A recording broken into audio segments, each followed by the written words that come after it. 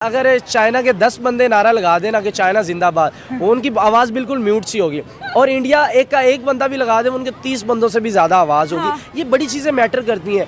जो जंगें लड़ी जाती हैं वो जोश से लड़ी जाती हैं, हाँ। जज्बे से लड़ी जाती हैं, जुनून से लड़ी जाती हैं। और बैकग्राउंड होता है, सबसे बड़ी क्या ताकत होती है? आपकी आवाम की ताकत होती है। एक ज़माना था जब भारत कहता था कि साहब हम कुछ नहीं बना सकते, हमें जो भी चाहिए बाहर से चाहिए, थोड़ा बहुत हम कुछ करेंगे। पिछले 10 सालों में जितना इक्विपमेंट आया है उतना मैंने कभी नहीं देखा, ना मैंने कभी सुना। चाइना को खुल्लम खुल्ला जवाब दिया है कि अगर चाइना और इंडिया के बीच जंग होती है तो चाइना इंडिया को कमजोर ना समझे। चाइना से खबर ये है कि यहाँ पर 40 लाख से ज्यादा रेस्टोरेंट्स बंद हो गए हैं। चीन आपको बड़ी पैनी नजरों से देख रहा है कि इंडिया किस तरीके से डिप्लॉय करेगा प्रलय को।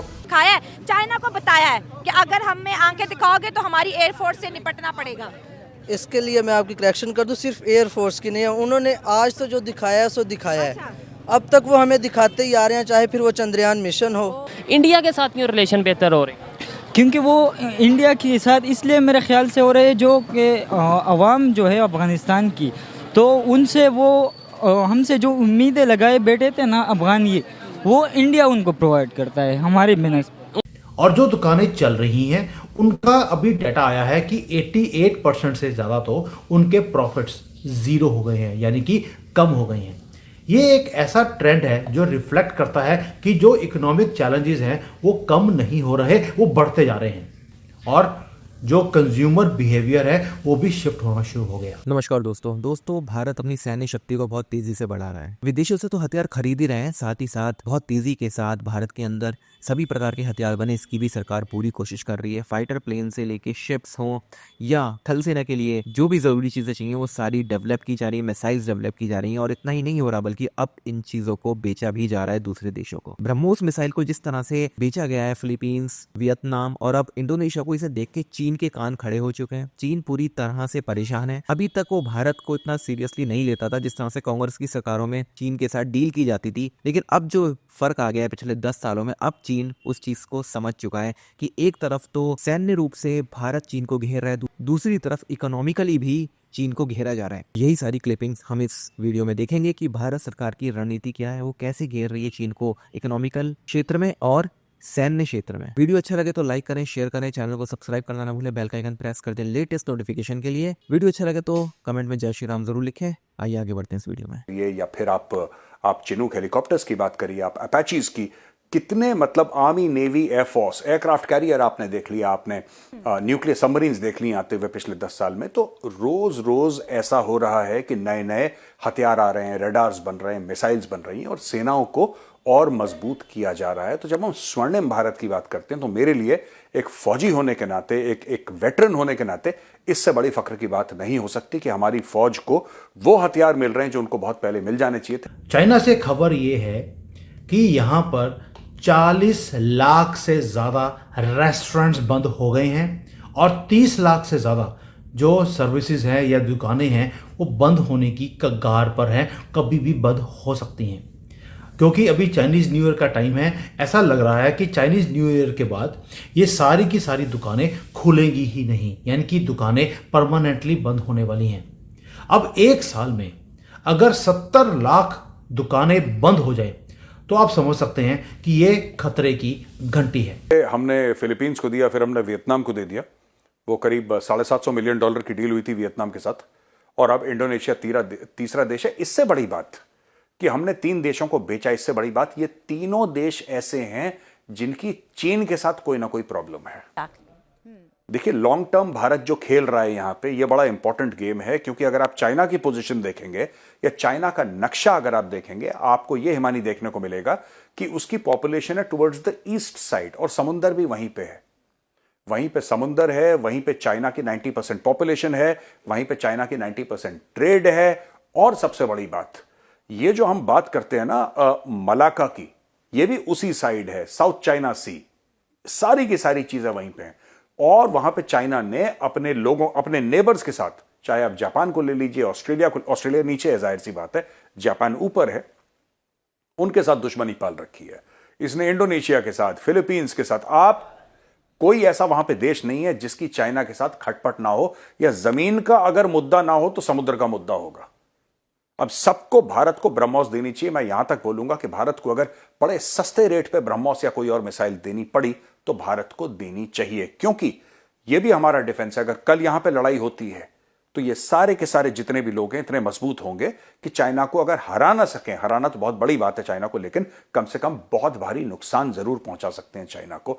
और जो दुकानें चल रही हैं उनका अभी डाटा आया है कि 88% से ज़्यादा तो उनके प्रॉफिट्स ज़ीरो हो गए हैं, यानी कि कम हो गए हैं।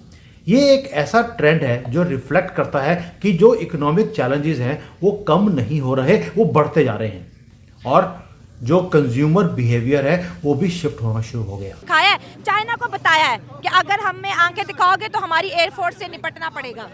इसके लिए मैं आपकी करेक्शन कर दूं, सिर्फ एयरफोर्स की नहीं है, उन्होंने आज तो जो दिखाया है सो दिखाया है।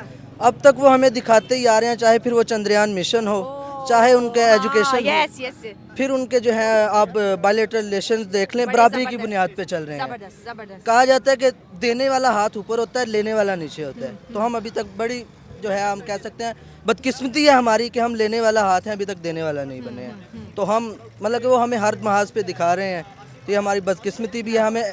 और ये सिर्फ हम उन्हें क्या दिखा रहे हैं, आज और लड़ने के लिए बड़ा जज्बा है। देखें, मैं इस पे बात करना चाहूँगा। ये जो हम इंडिया को बार बार कहते हैं कि इंडिया से हमें खतरा है, आप आ जाओ, ये जो है मुल्क की आवाम को एक जो है हम चूरन बेच रहे हैं ताकि आवाम की जो तवज्जो है, आवाम की जो अटेंशन है वो अहम मामलात पे ना जाए। कि इंडिया, जैसे ये दोस्त ने बात की कि बायलैटरल ताल्लुकात हैं, उनकी इकॉनमी बेहतर, हमने अपने मुल्क में तुम चोर वो चोर इस चीज़ की सियासत की। और इसकी सबसे बड़ी ये चीज़ कि इस मुल्क में अगर डेमोक्रेसी मजबूत होती, ये जो पीछे बैकडोर है अगर वो ना होता, तो ये जो आज इंडिया कर रहा है, दुनिया की बड़ी जमहूरियत भी है, तो हम उन चीज़ों की तरफ जा सकते थे। हमारी अच्छी इकॉनमी भी होती, ये हम ऊपर वाला हाथ भी होते। और हम रहे वर्ल्ड वार 1 के बाद जब जर्मनी निकला, हम उस वक्त नए नए बने थे, हमने जर्मनी को भी कर्जे दिए हैं। आज हमारा जवान जो है सेंट्रल एशिया में जा रहा है, यही जो है अरब हमारे पास कराची में मजदूरी करने आते हैं। लेकिन अब जो है पूरा सिनेरियो बदल गया कि हमने, उनके सियासतदानों ने मुल्क का सोचा है, हमारे जो लोग हैं वहाँ जो है हमने सिर्फ अपने पर्सनल इंटरेस्ट का सोचा है। सबसे बड़ी जो है एक बड़ी ब्रेकिंग न्यूज़ दे रही हूँ, इंडोनेशिया के प्रेसिडेंट भी एज आ चीफ गेस्ट मौजूद है। सबसे पहले इंडोनेशिया को पाकिस्तान ने बुलाया। इंडोनेशिया ने हमें कहते हैं ना कि क्या बताऊं कि धोखा देके इंडिया चला गया ये परेड अटेंड करने के लिए। साथ 160 अपने इंडोनेशियन मिलिट्री को भी लेके गए, उन्होंने इंडियन आर्मी के साथ परेड की। ये चीज़ कह रही भाई हमारी बड़ी बेइज्जती होगी, इंडोनेशिया ने हमारे मुल्क आना पसंद नहीं किया, इंडिया जाना पसंद किया।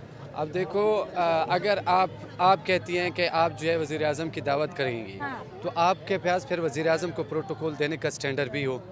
आप अगर इंडोनेशिया को बुलाना चाहते हैं तो देखो वो अपने बायलैटरल ताल्लुकात रख रहा है, वो समझते हैं कि ये बराबरी के लोग हैं, इनके पास जाएंगे, मिलेंगे, बैठेंगे, बात करेंगे, हम दोनों साथ चल सकते हैं। अब उसको पता है हमारा मसला ये, इंडोनेशिया वालों को ये खतरा है, हम उधर जाएंगे ये भीख मांग लेंगे, तो इसलिए भी कोई नहीं आना चाहता। ये समझ लें आप, अगर सिंपली समझना चाहती है। ये भिखारी का टैग क्यों लगा हमारे साथ? अब मुझे बहुत इरिटेशन होती है कि भाई हर बात जितनी मर्जी अच्छी हम कर लें, एंड यही होता है कि भाई भिखारी बन चुके हैं।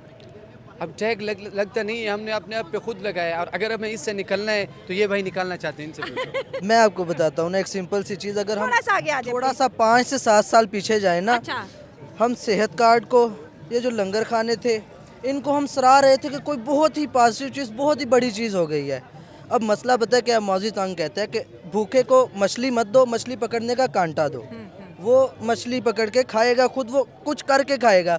हमने जब पकी पकाई इनके आगे रख देनी है, तो ये सिर्फ वज़ीर आज़म तक नहीं, ऊपर की नहीं क्लास की मैं बात कर रहा, वज़ीर आज़म से लेके एक आम आदमी तक, आप मैं सब लोग मेंटली तौर पे भिखारी बन चुके हुए हैं। तो ये अब बात यह है कि कोई तस्लीम कर रहा है, तो कोई इतना एरोगेंट है कि वो तस्लीम करना ही नहीं चाह रहा। इंडस वाटर ट्रीटी पे मैंने वीडियो बनाई थी, इंडिया पाकिस्तान से जो पानी है